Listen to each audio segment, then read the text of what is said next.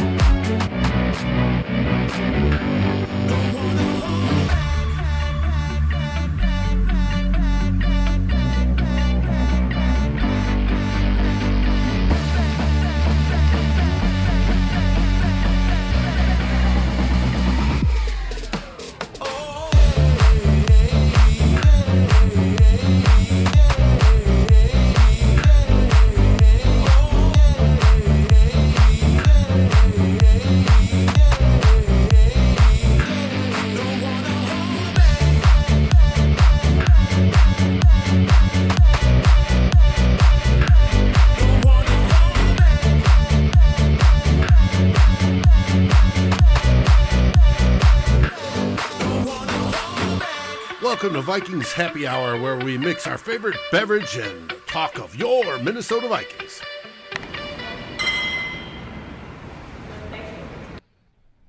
Hello and welcome to another episode of Vikings Happy Hour. I am thrilled today to have Doogie, Darren Wolfson from KSTP joining us, along with my buddies Ryan and Myles. We are here. Times are getting busy. We got Gopher basketball playing on in the background. We got Vikings free agency coming up. We got Vikings draft come up. The Twins are in spring training. We got a ton of stuff going on right now. So, Doogie, I appreciate you taking time out of your super busy schedule to kind of hop on here and answer some of our questions and maybe give us a little intel to what's going on. So traditionally we start these shows out. It is Vikings Happy Hour. So we chat about what everyone's kind of drinking. So if you don't have anything, that's fine. But I'll get started here. I went over and picked up a new beer. Hey, I like bubbly. Bubbly. All right, there we go. I'm on the clock. I'm in the office right now. There's nobody around me, but I am at Channel 5 right now, so it might be tough to have a beer. But Surly's like right down the street. I love going down to Surly. Well, that's what I was going to say. So I actually live right down the road from the KSTP station there. So I frequent Surly a lot when it's open. And tonight I got the multiverse IPA. It's pretty good. So we'll see where that takes us. Ryan, what are you drinking tonight? Well, I got my old reliable. We got our Angry Inch right there out of Lakeville, Minnesota. Got to rep the local stuff here. New growler here, so we're repping the Menage a Trois again, just because Oh my gosh. their daddy's honey pot is out right now, and that's usually my go-to. And this one's pretty similar. So delicious beer. So I'm excited for it. Miles? Yeah, I got a local one too. Wabasha Brewery in St. Paul, in the west side of St. Paul, right off of. I used to live over there, but I live in St. Paul. But I got Son of Eric is what it's called. It's a cream ale. So yeah, it's a good Very beer. nice. David, how about you? What do you got? Tonight, I am drinking Minnesota. I have got Oh. a Shirley Furious IPA. Can't go wrong there. Well, like I said, this time's busy, and we found out today, right? The NFL moves fast. Riley Reiff was cut today. Doogie, do you have any insight as to kind of what happened there? I think a lot of fans were maybe kind of expecting that they may reach a contract extension to kind of keep him around, but he's gone. 11 million's off the book. You're right, Matt. I mean, I expected it too. I mean, I was quoted. I can't remember if I said it on Score North, if it was on TV, somewhere going back multiple weeks. I mean, I was convinced they would find a way. There were numerous conversations. Rob Brzezinski, the Vikings front office, Neil Cornrich, Riley Reiff's agent. So I thought, just knowing how much Riley really likes it here, he's such a quiet guy. I know he loves it here in Minnesota. They gave him the $1 million bonus going back a couple weeks. I can't recall if I went on the record with my prediction before or after the $1 million bonus, but they gave him the $1 million bonus. That convinced me even further that they would find some sort of happy medium. So, like all that dialogue, I thought dialogue would equal action. So I was mildly surprised. I mean, I realized that talks may not always come to fruition on an actual deal. Like the Vikings, going back to yesterday's news, had all sorts of conversations with Dan Bailey's agent, just couldn't come to a happy medium. So they make the move on Bailey. But yeah, I thought just the way that Riley played last year, we can debate, was he their best offensive lineman, second best offensive lineman last year? I think overall Brian O'Neill is their best offensive lineman. But I think for 2020, we can make an argument that Riley Reiff was their best offensive lineman. So I just thought they would find a way. Like, they're not in a position to be kicking really good offensive linemen to the curb. But in Riley's case, you see Carolina franchise its left tackle. There was another left tackle whose name is escaping me that got the franchise tag correct. Cam Robinson. Yeah. So if you're Neil Cornrich, if you're Riley Reiff, like, there was no reason to take any sort of pay cut or significant pay cut here. Like, you can hit the jackpot in many ways on the open market. So I think Riley Reiff is going to do well. Now, maybe it's just a 1-year deal. Maybe it's not a multiple year deal, but I think Riley Reiff is going to end up okay. And now we wonder, does Ezra Cleveland move to left tackle? Do they use pick 14 on a left tackle? Would they go with Rashad Hill? They love Rashad, but like with so much on the line in 2021, the futures of Mike Zimmer and Rick Spielman certainly up in the air to some extent. I think they have some sort of other plan. Like, I don't know if they're ready to roll with Ezra Cleveland at left tackle. So I'll be real curious. I mean, that's something that I'm obviously digging into right now. Like, what's the plan? But you think about the Northwestern offensive lineman, the USC offensive lineman, like a really good left tackle could be staring them in the face at pick 14. Plus, I know they've talked to Baltimore. Like, here's some news, because I think I reported a couple weeks ago that there really wasn't anything going on with Baltimore with Orlando Brown Jr. They have, I'm told, talked to Baltimore. There's no sense that talks have advanced in any form or fashion. But that would be another idea, whether it's Orlando Brown Jr. or some other left tackle. Would they now think about trading for a left tackle? Do we think that this is maybe a spot for Brian O'Neill to move to the left side? And because I know you mentioned Rashad Hill. I don't know. Have you heard anything about O'Neill potentially switching sides? I know it was conversations in the past off seasons. Yeah, I mean, Matt, they've kicked the tires on that idea. I do know that Dennison likes O'Neill at right tackle. Like, is there any reason to really F with O'Neill? Like, all of a sudden, Right. Are you going to move him to left tackle now? They see him here for a really long time. I certainly see them signing him to an extension at some point before the season starts. So I think Brian O'Neill is going to be here for many more years. So they love him. And do I think he's capable of playing left tackle? Yeah. I mean, I don't think it's the craziest proposition. but I just know how much they really like him at right tackle. So I guess of all the possibilities, I'm not dismissing it. Trust me, it could absolutely happen. But of all the possibilities, I don't know, Matt, that I would rank that one at the very, very top. Okay. Quick question back to Reiff, Doogie. So we know back last offseason, or during the draft, the Vikings had a plan in place to trade for Trent Williams, and then this year, before the season started, they go to Riley Reiff and basically say, you're taking a pay cut or you're gone. So there's a few scenarios where they kind of mess with Riley Reiff over the last year. Do you think that some of that could be playing in the part of why Riley Reiff said no to a restructure, extension, whatever the talks were right now? I think it's possible, Miles. I mean, I'll be curious to hopefully hear at some point what exactly the Vikings were offering him. You know, how much did he turn down? You know, then let's see what he ultimately ends up signing for, you know, probably in the coming days. I mean, I don't think he'll be on the open market much beyond. I mean, we're talking here on March 10th. I mean, I don't think he'll be on the open market March 25th or March 30th. I mean, I think we'll have some news here shortly after free agency starts, or maybe even before, since technically they cut him. He can go sign a contract here pretty quick. You know, so I'll be curious to see what the money is that he ends up signing for. I do think the gesture, them giving him the $1 million bonus, you know, some of the friends he has in the locker room, his comfort level just being here in Minnesota, you know, I mean, he really never needs to talk to media jackals like us, right? Like he loves, you know, flying under the radar. You know, there's a lot of things he liked about playing here, like hunting. He loves to hunt. You know, so like Minnesota, just it offered him endless possibilities on the field and off the field. I mean, he liked playing in this offense, you know, this blocking scheme. So I'm not saying no chance on that, Miles, but I think after they gave him the bonus a couple weeks ago, that was sort of a, hey, we really do appreciate everything that you do here, and we'd love to keep you if we can come to a happy medium. Definitely. So with that, obviously, we opened up some cap space. Do you foresee any additional moves coming in the next couple of days that we're going to hear some news on? Maybe Shamar Stephen, Britton Colquitt, some of these guys, and what are your predictions there? Well, I mean, they've been talking to Harrison Smith's agent about extending him. So if you extend him, do you lower the 2021 number? Yeah, there's been dialogue with Colquitt's agent. You know, so let's see how that situation plays out. They've talked to Shamar Stephen's agent too, for that matter. You know, so let's see how that situation plays out.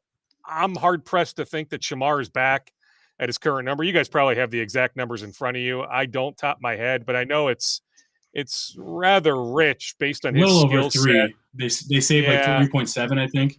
He's got $5 million at the against the cap right now.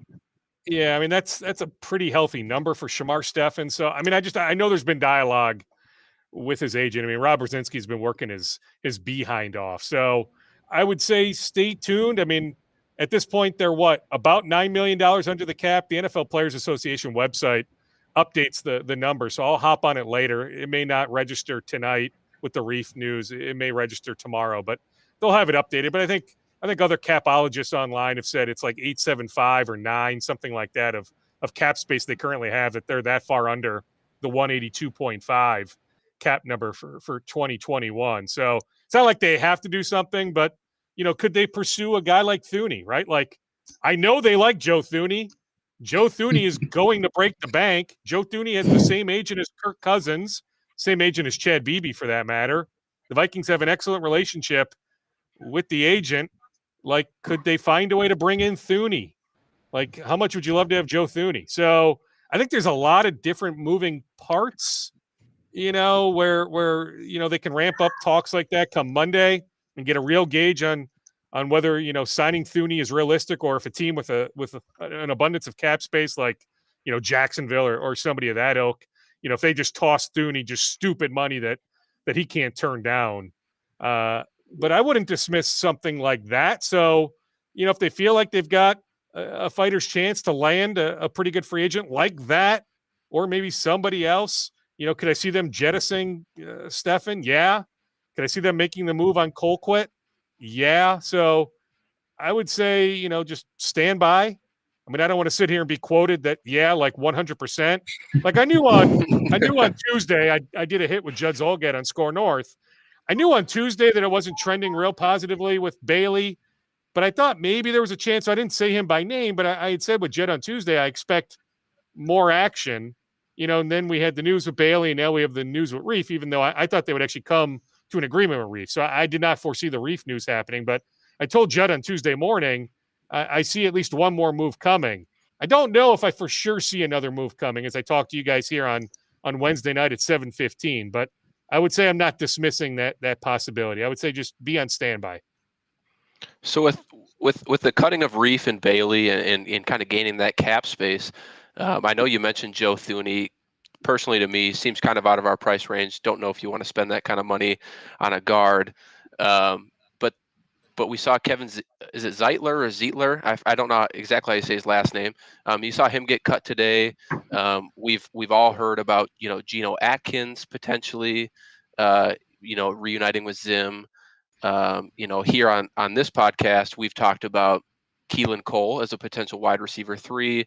Are you hearing anything free agency wise? I know we're about a week out, so things can be a little, muddied, but just curious to hear what you're hearing on free agents. Yeah, I mean, those are all good names. I love the Cole name. So can I see them pursuing a third wide receiver? 100%. I don't have a whole lot of names like right this second to offer your direction. Like I can tell you some guys they haven't kicked the tires on, like Nick Easton or Kwan Short. So I can tell you like no on a bunch of guys. Can't necessarily tell you yes right this second. Like maybe Monday morning, afternoon, I'll have a better gauge. Unless I'm knee deep in a Gophers men's basketball coaching search situation. But hey, the Vikings are number one in this town, so trust me, I'll carve out enough time to be working the Vikings angles on Monday and over the weekend and Tuesday and Wednesday and Thursday. But I love the Cole name.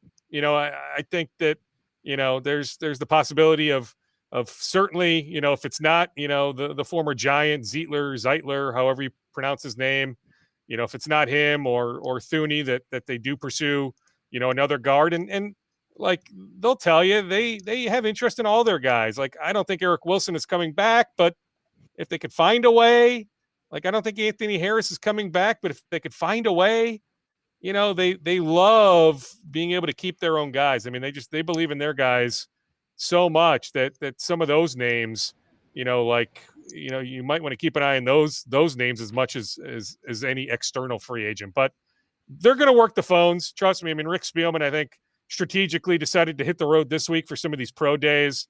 Northwestern, Wisconsin. I believe he'll be Friday at North Dakota State's pro day. But then strategically, he can be closer to the office or in the office early next week as free agency ramps up. You mentioned Eric Wilson, Doogie. So we've gotten a few questions on Anthony Barr. I know a lot of people are spinning their wheels about Anthony Barr. I've been the type to say that I just don't see it being worth cutting him just because you have to eat half of his $15 million cap hit this year. So it doesn't really the benefits aren't really there of moving him. But have you heard anything on Barr at all? Well, the one thing I heard where I don't think it's necessarily breaking news. Like I don't think a lot of guys are saying, hey, yes, like let's restructure my contract, but he has zero interest. I was told that about a week ago. He has zero interest in restructuring his contract. You're right, Miles. I mean, that's so much dead money. That's Zim's guy. They swear, and I'm not enough of an inner football guy to know this for sure, but those who are on the inside tell me, like, you may not always notice the Anthony Barr splash plays, but he allows others then to make the splash play. Like what he does, his impact is more subtle, but I know how much he's Zim's guy. We saw how much the defense struggled after he was lost for the season last season. So just knowing all that's at stake this year, Zimmer's love and affection for Barr, I think Anthony is back. And you're right. I mean, that dead money is so significant. It's hard for me to see the Vikings eating nearly $8 million in dead money to send a really good player, off to another team. Couple other good players that we got that there's been a lot of speculation on is Danielle Hunter and Kirk Cousins. So looking at their contracts, maybe let's attack Hunter here first. Is there a contract extension potentially being worked? I know, I don't know if they're just rumors or if it's speculation that he's, tired of his contract and wants a new deal to pay him probably closer to what he's worth. Is that on the horizon? Maybe now, maybe, later this summer, and then subsequently with Kirk Cousins, obviously at the start of the league year, that cap hit of $45 million becomes guaranteed next year. So is there any talks of maybe restructuring that contract? He has all the leverage there, so I don't see him doing it, but anything you've heard on that? Well, Ryan, I'll go backwards there. On Cousins, there haven't been any recent talks between the Vikings and his agent, but it does make sense at some point, even though the cap is going to presumably go up big time in 2022. When you look at Cousins' number for 2022, it blows your mind. Like, I don't know how you can have him at that number. But as of now, like pretty much real time, like maybe not like within the last 45 minutes or anything, but as of this week, there haven't been any sort of talks about extending him. But do I think those talks eventually happen? Yeah, I could see that, or at least reworking whatever they need to do to lower that 2022 number. I do think those talks eventually happen. On Danielle Hunter, I think it's more than speculation. I just don't think Ian Rappaport, who knows what the hell he's talking about, he didn't make it up out of thin air when he had the news last October about Danielle and his desire to be one of, I think I'm paraphrasing slightly, but the desire to be one of the highest paid pass rushers or even defensive players in the game. Like that wasn't random, so there's definitely something there to follow. Then he likes those tweets last week suggesting a trade. It's worth, put it this way, it's worth paying attention to. Like I'm not shooing it off to the side. Now I think the Vikings have every intention of having Danielle Hunter helping them win games later this year. Like they're not intending to trade him anytime soon, but like deep down, do I think Rick Spielman wanted to trade Stephon Diggs a year ago? Like, no, I don't think so. But things escalated pretty quickly. There have been rumblings behind the scenes, but things escalated pretty quickly. Then he goes to social media, tweets something cryptic. It got goofy. It definitely got goofy, and I just wonder if it keeps getting goofy with Danielle. I hear he looks fantastic. He's been training down at Exos in Arizona. I was talking with Ellerson Smith, a kid from Minneapolis South High School, really good draft prospect out of Northern Iowa. I think he's got a chance to go as high as third or fourth round. I was catching up with Ellerson a couple weeks ago, and he trains down there at Exos in Arizona, and he's run into Danielle Hunter a bunch of times. I mean, he just told me Danielle looks off the charts phenomenal. And I think some of the pictures have been on either his Instagram or one of his social media channels. And it's not surprising, like he's Hercules, right? So we're not blown away when we see pictures of Danielle Hunter looking like he's just massively ripped. But I do think it's worth keeping an eye on. It's the most team-friendly contract in the NFL. What did Joey Bosa just get from the Chargers? Like Danielle Hunter is so much better in my mind than Joey Bosa. But then you look at the Bosa contract and you look at the Hunter contract, it doesn't make a whole lot of sense. But I also get it from the Viking standpoint.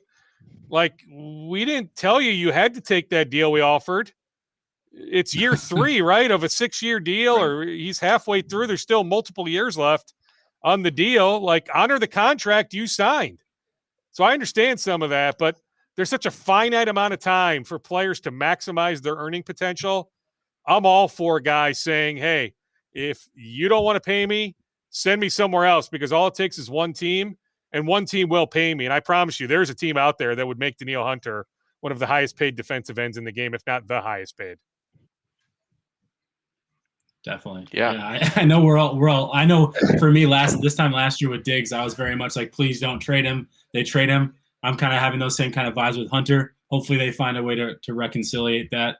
Doogie, do you have any other scoops for us? Anything else you could share with us on the Viking side?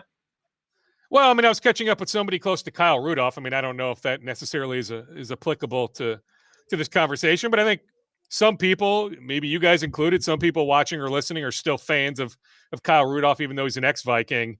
I know the Titans and the Texans, he's gotten calls, or his agent has, from over 10 teams. So there's a bunch of teams interested. He has a good relationship with Tom Brady. Not that Tampa needs a tight end, so I don't foresee Kyle landing with the Buccaneers. But I think Kyle's going to end up in a pretty good situation. I just know this much, too, that Kyle is, I don't want to say sick and tired of blocking, but he's ready to catch the ball again. And he feels like he's got at least one more good year of catching the ball. So, like, you think about Tennessee, his guy Todd Downing is down there, and I love Todd. Todd is now the Tennessee Titans offensive coordinator, Eden Prairie native, former Vikings assistant coach. So Todd coached the tight ends here when Kyle was here for a year. And so Todd and Kyle have a really good relationship. And I'm sure Todd's got some ideas, and he'll sell Kyle on different ways to get him the ball. But, like, that's a run-first offense, right, with Derrick Henry.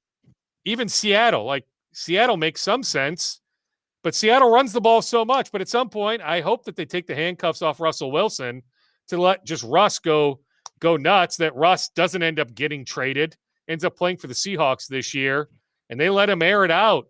Like, how about the Seahawks being like 15th in the NFL in rushing attempts, not number 1? So I'd love to see Kyle with Russell Wilson in Seattle. So, I can give you that. Too, yeah, well, you know what, though? Like, number 4 offense, it works, right? Like, I don't know if you want to take the handcuffs off Kirk too much, right? Like, you can win games with Kirk, but there are certain limitations there. Like, I don't think there are limitations with Russell Wilson. That's just my own opinion. Definitely. So, like, I think you can take handcuffs if you're Pete Carroll off Russell Wilson and let him. I mean, he throws the prettiest deep ball in the game. Utilize that deep ball even more, that, intermediate passing game. To me, there's more there with Russell Wilson, the passer. With Kirk Cousins, I'm convinced you can win games with them. I'm, in some ways, a Kirk apologist. Maybe not quite Paul Charchian or some others, but I really like Kirk. I do, but I fully acknowledge that there are limitations there. So I'm cool with Dalvin Cook being the face of this offense. Like, I want Dalvin Cook to find a way to play 16 games. I want Dalvin Cook touching the ball 25 times a game. Hopefully that body doesn't wear down in the next year or two. But I'm cool with Dalvin Cook being the alpha in this offense, not Kirk Cousins. I know that you only have a little bit of time with us tonight, and I see there's about 3 minutes left of this Gopher collapse going on here, though they are within 3. So I do want to let you be able to watch the end of that one. So I'll toss it to Ryan or Myles for a final question here, and then I'll let you kind of carry on with the rest of your evening, Doogie. Well, that's fine, man, and I'm happy to do this again. If you want to do it again in a couple weeks, after the dust settles, at least on that first wave of free agency, if you want to do it maybe, a week or two before the draft when there's all sorts of draft steam, we can do it again. But yeah, I'll lock in on the Gophers here in a second. So if you guys got one more, no problem. Ryan, Myles, anything? I don't want to take you away from your Gophers. I know how much you love it. So, well, I don't know if I love it right now, Ryan. I mean, the story is Patino's about to get fired. I don't know if it matters all that much if they extend their season by one day. I mean, if they win today, I don't think they beat Ohio State tomorrow. If they lose today, I think we're going to have some news here pretty quick. So it's going to get pretty busy. So I might not be able to chase a bunch of Viking stuff for the next 24 hours.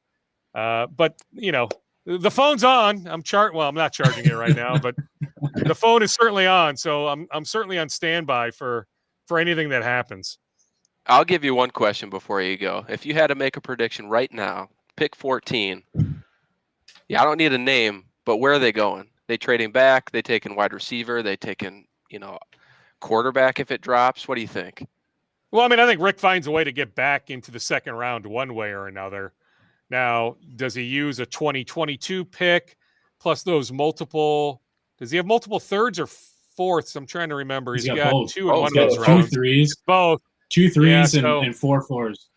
Yeah, so some way he's going to end up back in the second round. But is that a move down from 14? Then you get, pick 28, then that team's second round pick, or do you package the 2 threes or a 3 and a 4 to move up? I'm just telling you, one way or another, like that's a safe bet to me. Rick is going to end up back in the second round. At 14, I'd love to see how the board sets up. Like, the Northwestern offensive lineman is really intriguing. The Alabama defensive tackle is really intriguing. I don't think they take a pass rusher at 14, especially after they just brought back Stephen Weatherly. At least right now, they really feel like Danielle Hunter is going to help them. Like, I don't know if I see edge rusher, sack artist. Plus, they love Andre Patterson getting his hands on, a DJ Wanham type, somebody he can shape and mold. So they can find a guy like that middle rounds. So I think defensive tackle is a position to keep an eye on. I think offensive line is. I don't think I'm breaking news suggesting those two positions. I'm sure Zim will find a way to push for some cornerback, especially if they move down from 14. Like, you can never have enough cornerbacks, But I would say offensive lineman or defensive tackle. Keep an eye on those two positions. One quick question I forgot to ask: the restricted free agents the Vikings have, Chad Beebe, Afadio Denebo, and Mike Boone. Any news on those guys? Do you expect any of those guys to be back? All three, maybe none of them? Yeah, you know what? I was texting with somebody on Boone today. Let me find it here. Yeah, still wait and see. I mean, the word on Boone comes down to salary cap. They want him back, but it comes down to some other things like X, Y, and Z. And then if the room makes sense and the tender makes sense, like, it's not like Mike Boone is a 1A priority, but there is interest in retaining all those guys. And as of yesterday, or all these days blend together on Monday, there hadn't been anything going on with Odenabo. I mean, the deadline is the 17th, so we still have a week to go. So they want Odenabo. They want all those guys back if it works, but I don't have any news right this second, Miles, on the exact tenders that they're contemplating extending those guys. Awesome.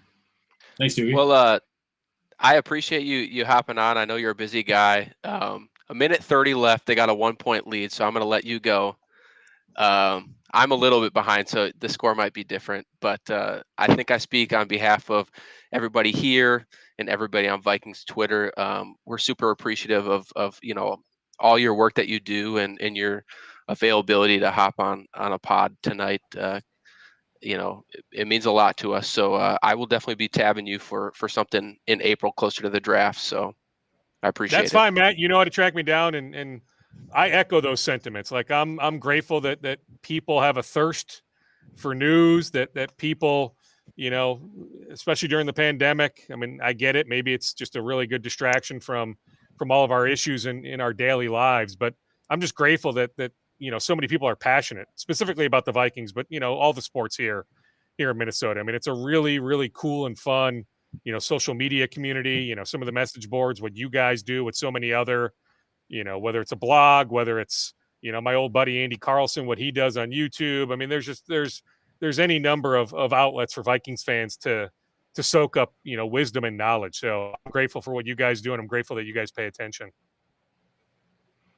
Thank you, Doogie. Thanks so much, Doogie. Take it easy. Yeah, we'll do it again either later this month or sometime in April. Perfect. Appreciate you, man. Thank you so much. Okay, take it easy, guys. See ya. Ryan, Miles, stick around. We will carry this conversation onward here. I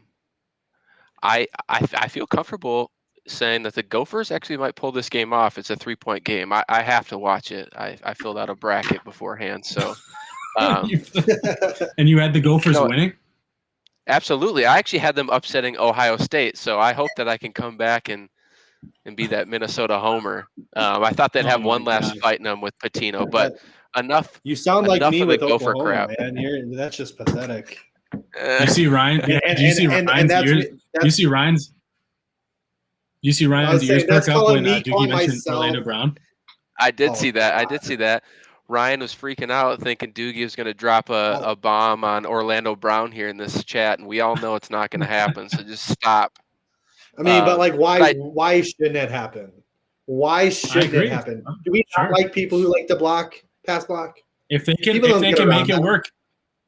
make it work, it'd be a great move. You trade him, you keep him at a salary, you franchise him next year. That's what we talked about. I think that's the approach. Because he's got a nice low salary this year, and then you franchise like $3 million this year. Yeah, it's nothing. So you franchise him. You have your left tackle. Yeah, obviously it'll be a little more spendy next year, but when the cap goes up, and then you can extend him. Sure, I get it. He doesn't necessarily fit the scheme that we're trying to go after. The dude can pass block. He can keep Kirk Cousins clean. Him and O'Neal will keep them clean. There's 2 young bookend tackles for hopefully the next 5 to 6, 7, 8 years. I mean, it makes a lot of sense in my opinion. But again, I get it if Dennison or Kubiak say, oh, well, he can't get out in space. Again, he can get out in space a little bit, not a lot, a little bit, as much as he needs to be. I do want to ask you guys. First of all, I think that was phenomenal. I loved having Doogie on. We will. Dope. I can book your calendars for sometime in April for you two and him to come back. I think that it'll be awesome to get him back here. Do you guys have any thoughts about kind of what he told us tonight? We touched on the Riley Reiff bit. We touched on I love that Myles brought up the don't trust Dennison. Absolutely. I love that Myles touched on Mike Boone, Afadio Denabo, and those types of players. So what did you guys take away from Doogie's comments tonight? And is there anything you want to add?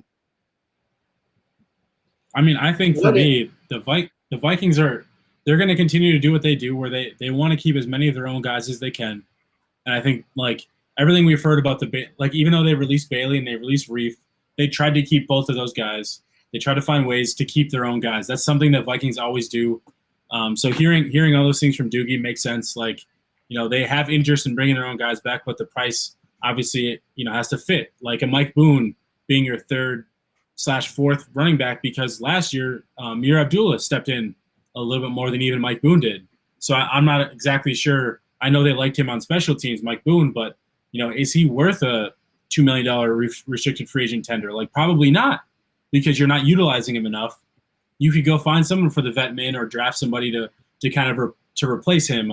Chad Beebe, same way. I've mentioned that same thing. I think if you gave the $2 million, $3 million to Keelan Cole instead of a Chad Beebe, that makes way too much sense to me, right? Like, I'm not saying that I don't know exactly what a Keelan Cole will cost, but like, if he's in that range, that makes sense to me. And so, the Vikings trying to keep their own, but at the same time, they're going to have to make some crazy adjustments to what they do to get this team better, because they're in such a weird spot because they're so top heavy, but they just got rid of their second best offensive lineman. They have some work to do to get better. And so they can't just sit back like what we saw last year, where they only pretty much signed Michael Pierce. Those other guys were like nothing, but like Michael Pierce, and that was essentially all they did until the draft. They can't just do that this year. They have to make some like out of the box thinking moves where they improve this roster. So it like I said, it can't just be them sitting back and trying to just bring back their own guys. And their own guys didn't work last year, right? Like right. We didn't win a ton of games. So why are we trying to reassemble, this cast that just didn't really work? Again, and obviously they're not like the big ticket items, but I fully support bringing Boone back. I love his game. Love the fact that he's like a gunner. So he's a special teams kind of guy as well. But yeah, not at $2 million. If we can, let him hit the market, and then hopefully we can bring him back at a more of like a vet min type deal, I'm all for it. One of the things he had mentioned was talking just again, going back to draft. He had mentioned the North Dakota State, the fact that he's heading up there on, I think he said Friday. So obviously the big ticket item there is Trey Lance. Obviously that would be fantastic. I love Trey Lance here, and I don't think it makes a lot of sense. I doubt we would do that. And the fact that he probably won't last to 14, so we'd have to trade up, which is not really in our nature. They have an offensive tackle out there, Dylan Raduns, I think is how you say his last name. And he shows to have that athletic profile that could fit what we do. So maybe an interesting thing where they want to check him out, see if he can, bring him in, not probably to start at left tackle, but if you kick O'Neal over to left and you put him at right tackle type mentality, I don't know. But again, we don't have a second round pick right now. So that would be a trade back and then hope he falls into the second to where we trade back to, or, what have you. So I found that interesting. I love those two North Dakota State products. So I thought it was interesting because we kind of asked Doogie a little bit like, okay, Reiff's gone now. What is the plan at left tackle, right? Like, do they move Riley or not Riley Reiff? Do they move Brian O'Neal over? Is it Ezra's time to shine? Do they just draft a guy? Like, what is that plan? I thought it was interesting that he called out that, yeah, Brian O'Neill could be an option at left tackle, but Dennison likes him at right tackle. And maybe I'm reading too much into this, but I enjoyed hearing those comments because I am a fan of leaving Riley, or why do I keep confusing Brian O'Neill with Riley Reiff? I am a fan of leaving Brian O'Neill at right tackle. Not to say that I don't think he could play left tackle, but he's played there for 3 years now.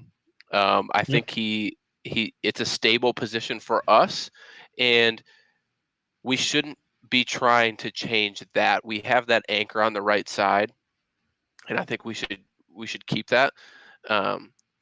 But I also thought that his comments about the Vikings maybe going for a Joe Thuney, overpaying for a guard potentially. It sounds like they might be interested in him. Sounds like they might be interested in Kevin Zeitler. So, what are you guys' thoughts on kind of how the Vikings? Go ahead. No, I was gonna say that's the thing. Like, if Ezra Cleveland's gonna be your left tackle, you need to put a veteran left guard next to him. I mean, he needs that help. He needs that assurance. The hard part is, Joe Thuney is going to be really expensive. Like Riley Reiff was going to be really expensive on an extension, but he wouldn't be as expensive as what Joe Thuney is going to get on the open market. So that's the hard part is, do you really make Joe Thuney the highest paid left guard in NFL history? Like they did Steve Hutchinson. Like that's a really tall order. And I'm not saying Joe Thuney isn't really good. Joe Thuney's a really good player, but if they were to do that, that's like all they do in free agency, and then they're not improving anywhere else. And I think that's the issue is you have only so much cap space, and there's a lot of holes that you need to fill.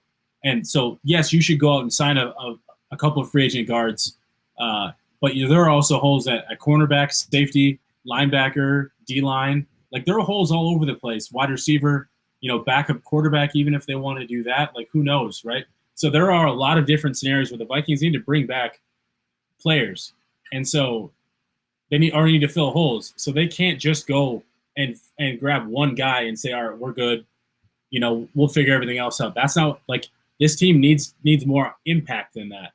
And they need more impact through free agency. So I agree, Jake. We're not signing Joe Thuney. I don't expect it. Maybe a Kevin Zeitler. I think that maybe is a little bit more realistic, depending on the contract. But that's right guard. He's a right guard. So either way, the Vikings are in a weird situation. But I'm guessing they don't cut Riley Reiff today if they don't have a sense of a few guys that they have their eyes on that they can now afford because they have some of that cap space available. I mean, and it comes down to money too, right? So would you rather have Joe Thuney or would you rather have Austin Blythe and Forrest Lamb, right? Like, right. Can you get two guards for the price of one to fill the two holes that you have? Kick Ezra out to left tackle, move Brian O'Neill out to left. I mean, again, I'm a proponent, or I believe that we need to keep O'Neill out at right tackle. I also believe that we should trade for any Oklahoma player we can. So Orlando Brown makes sense, but you're right, Miles. We have a lot of needs. We have William Jackson as a potential option, right, at cornerback, a nice veteran presence to bring into that young locker room. We have a need at safety. Again, very rich safety class right now for free agency. So we don't need to go spend top dollar on, some of these guys, but, you had mentioned Rayshawn Jenkins last night on the other show that we do, Inside the Huddle. I like Malik Hooker as a potential option because he's more of a center fielder type guy. We've talked Will Parks, right? There's a lot of guys, and then it's a deep safety class as well for the draft. So I don't think we need to break the bank there. I don't, if we're breaking the bank anywhere, it's probably going to be at cornerback, just because I think we do need to bring a vet in to help these young guys go. And I'm not saying we need to do that either, because I think you can get some of these corners at a decent price, given the fact that we have a low salary cap year. We have a pretty rich cornerback class, not as rich as like the safety, but there's a lot of guys out there that I think that it makes sense for us to be able to get one of them. And again, you can't do that if you sign a Joe Thuney.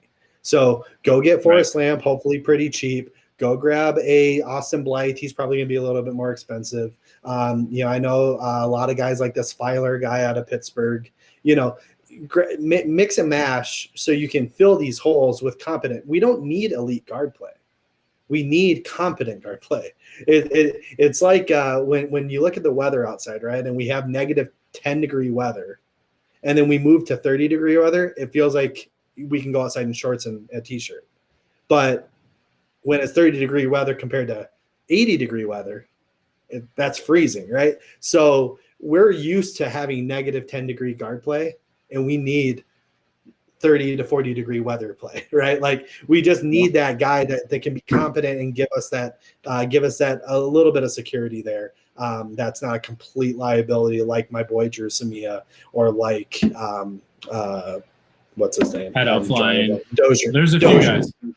Dozier. Yeah, I mean anyone we've tried at guard in the last 3 years. I think with each day too, and I forgot to ask Doogie about this a little bit. I wanted to know kind of what he thought maybe the Vikings strategy would be going into it. I don't think I've talked to you two specifically about, Rick's presser the other week, but with more and more of these people getting cut, we're seeing a surplus at the safety position within the free agent market, surplus at the guard position, two needs of ours. So, maybe they kind of go about this in a kind of tepid way. And I don't know if they're going to be very active to kind of start it off here, but I do think that, when we look back at this off season, that we might potentially see the Vikings make good moves when we look back at it, because they did slow play it and they did make some value signings instead of going to get those big guys. And I would just like to tell that to the Viking fans listening, like I'm not upset if the Vikings don't spend a ton of money. I don't think anybody should be upset. What I think free agency should be used as is a tool to set yourself up in the draft to take best player available. And so if the Vikings go into free agency and they sign a competent guard that they feel like can compete, a competent safety, corner, and somebody on the D line, I don't care if it's an edge or if it's just another D tackle to play next to Michael Pierce. If they can come away with just those three, I think I'm fine. Oh, and wide receiver 3, because I don't want Flip to call me out and say that I didn't say that they need a wide receiver 3 and a wide receiver 3. If they can come away with that, I think that's the goal that you should have as a Vikings fan. We don't need to overpay for Joe Thuney. We don't need to overpay for anybody. We have holes to fill, and we have a draft to address more specific needs. And so I think that's the route that we need to go. You sign a Joe Thuney if you're about at that Super Bowl, mark, right? If you're never a guard away. We all know that. We weren't even a quarterback away when we made the the NFC Championship. But if you feel that your team's complete and you're letting some inside pressure and you have the cap space because we aren't paying a Kirk Cousins contract, we have a guy like a rookie contract, a Kyler Murray, whatever Joe player Burrow. you want to say, Joe Burrow, right? And you can afford to make that afford that, then that makes sense. But we're not there. Crockett, I know you want Thuney, NC State guy, I believe, so I get it. But we're here to promote Oklahoma players, not NC State players, right? So I'm not here to do that. I got to interrupt here. This is my show. We're not here to promote any of those players. We're just promoting to make the Vikings better. Yeah, Ryan, if you pay Oklahoma players, you do get better. But all right, Jake Anderson, except for Drew Samia, I honestly think that's a coaching issue, not a player issue. Jake Anderson, you've had a couple good comments here. Bradbury needs help at guard. I agree. I think Bradbury which is sad. Bothers the hell out of me. That Go, Miles. Go. 18th overall pick. Rant it.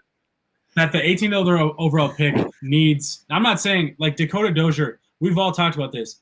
Of course, you need 25-year-old 18 overall player. 25-year-old 18 overall player. Yes, all those things, right? Yes, I agree. Like, of course, you want to upgrade over the worst left guard in football. That's a fact.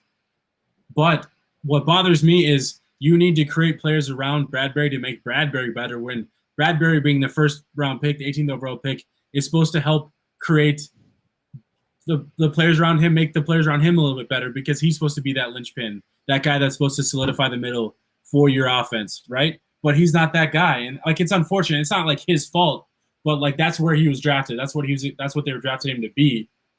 And so we're at a point now. Everyone's like, well, we need to help Bradbury, so we need to go get a Joe Thuney to help Bradbury. It's like, damn, dude, like how much help does he need? And again, I agree that we need to upgrade over Dakota Dozier. The negative 10 degrees to 30 degrees, like there's a huge difference there. So yes, they need to create that impact. They need to create that that level of difference, but they don't need to overpay to do it.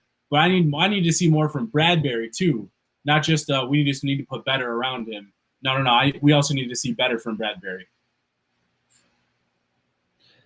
Some comments here on the chat here about Russell Wilson going to Chicago. Again, I just can't see Seattle trading him. I mean, it just doesn't make any sense. They don't have a backup plan. Chicago's not in a position. They don't even save money. They don't save money. They don't have draft capital to even move up to get another quarterback. So I mean, what are you going to do at quarterback? They don't have anyone. Literally, if Russell Wilson gets hurt, that team's ass, because they have nobody. So they're not going to trade him. I mean, what, they're going to take Nick Foles back? I mean, what's Nick Foles going to do for you in that offense? Maybe.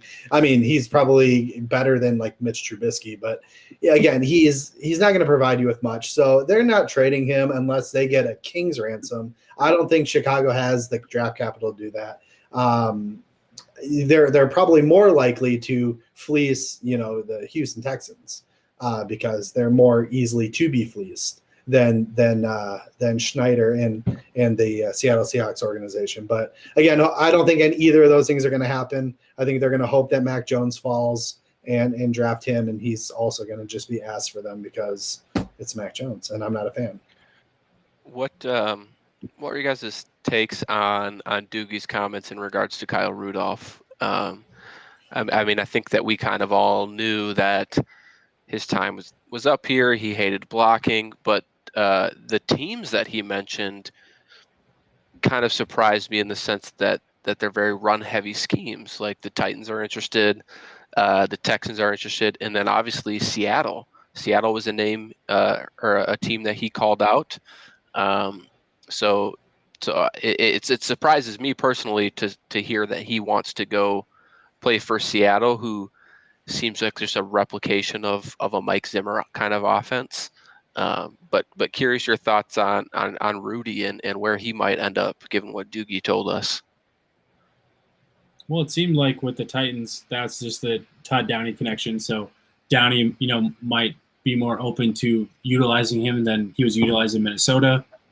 Just because it's run happy offense doesn't mean they won't utilize their tight ends. I think the issue in Minnesota too wasn't just that he was blocking a lot. It was also that he wasn't getting enough targets. He wasn't getting enough opportunities in the passing game either. Like if he was getting a little bit more of a balance, I think you wouldn't have heard anything from Rudy. So I'm sure that's the frustration. So even if he goes to a run happy, a run specific offense, if they're utilizing him in the pass game enough, the blocking is not going to be an issue. He's a tight end. He knows he's going to have to block. So it's just more about, what does that opportunity look like in the passing game? So like a team like Seattle makes sense. A team like Tennessee makes sense. Houston, I'm sure they're just calling everybody, but who knows? I just trying to patch together something for next season. I don't see that one happening. Even Tennessee, though, I mean, you have Jonnu Smith, you have Anthony. Well, he's a free agent. He's gone. Is Jonnu Smith? Oh, I didn't realize he's. Man, we should be looking at him if he's affordable. Yeah. Well, we have Irv Smith.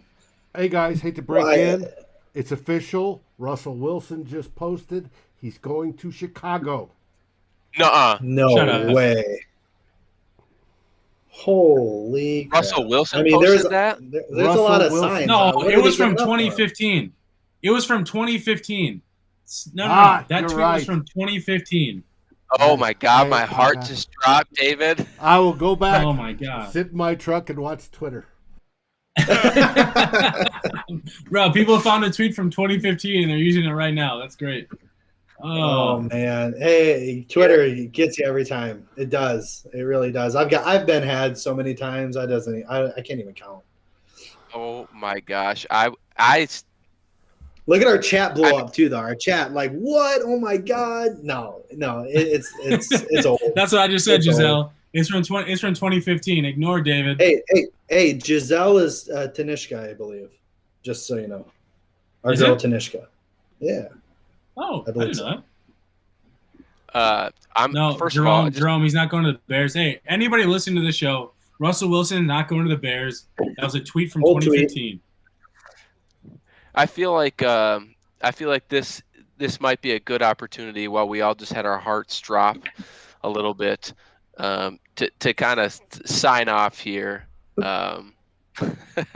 before we get any other news. But I will say next week at this time, I think it's the eve of free agency. Free agency opens Thursday, so I'm sure we'll start to hear some news next week. The tampering window opens on Monday, so there'll be a lot of stuff going on. Even if the Vikings aren't heavily involved, there'll be a lot of news to share.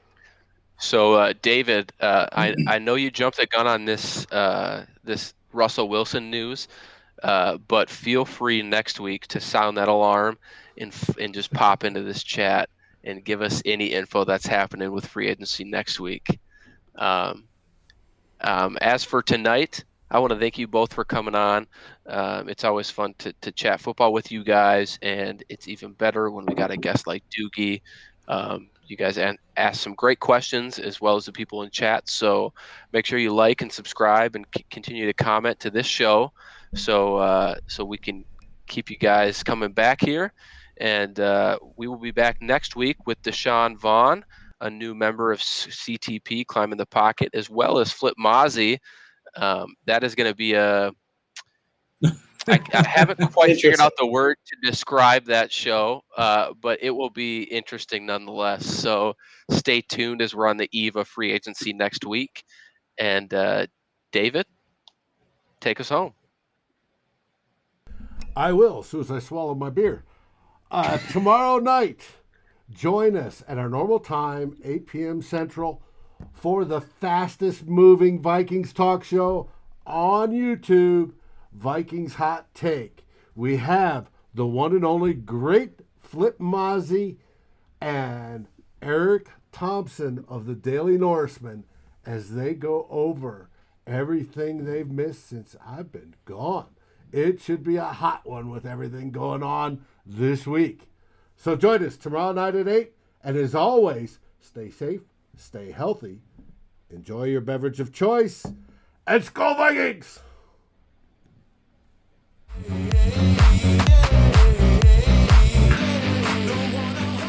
Thank you for watching or listening. As always, if you like, subscribe, and ring the bell for notifications.